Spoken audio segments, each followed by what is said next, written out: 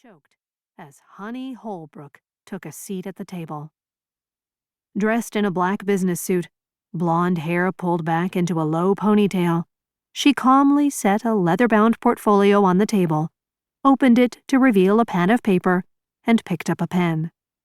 She tucked a piece of hair behind one ear and smiled at the people at the table. Then her eyes fell on him.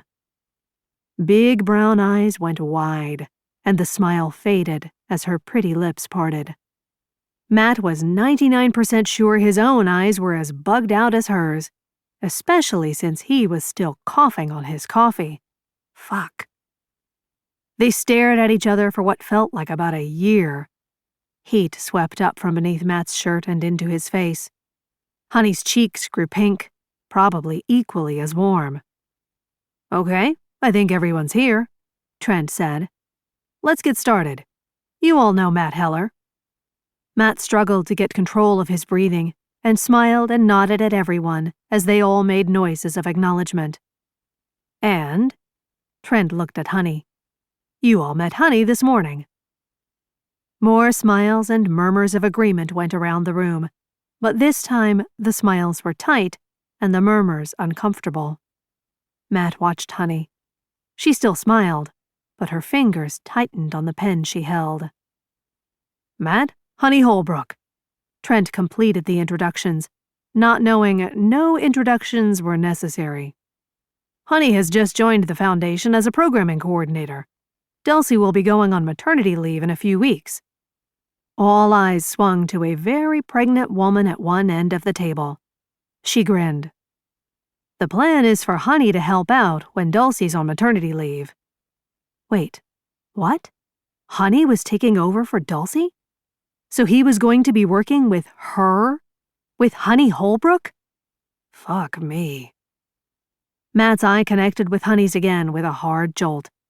He saw her throat move as she swallowed, her smile getting tense at the corners of her mouth, her eyes shadowy.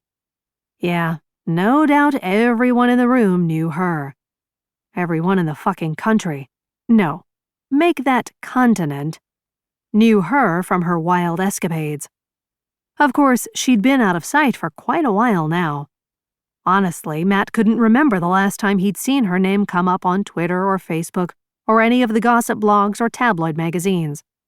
Had she been in hiding, or what? She looked thin.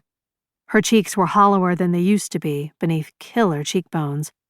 She didn't have a lot of makeup on, unlike many of the photos he'd seen of her over the years.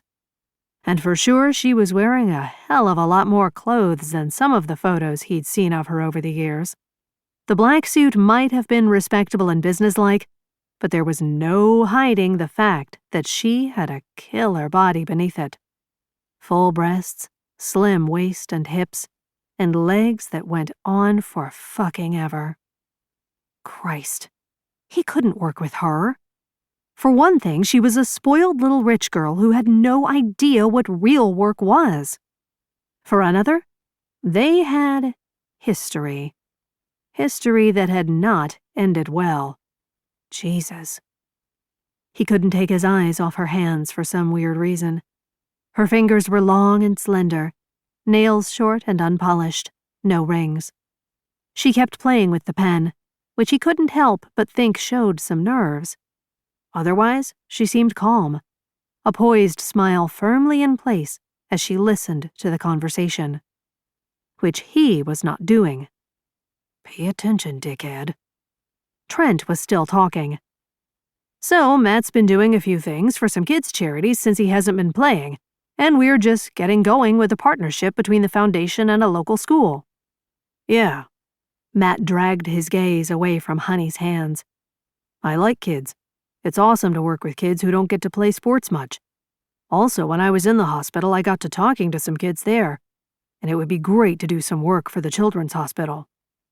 "I was thinking about that too," Honey said. Her voice made his balls tighten. Soft, a little husky. So fucking sexy. "Honey just started today," Trent said. "We'll have to give her some time to get oriented." "I've been working on getting up to speed on all the various organizations the Foundation partners with," Honey said. "There are some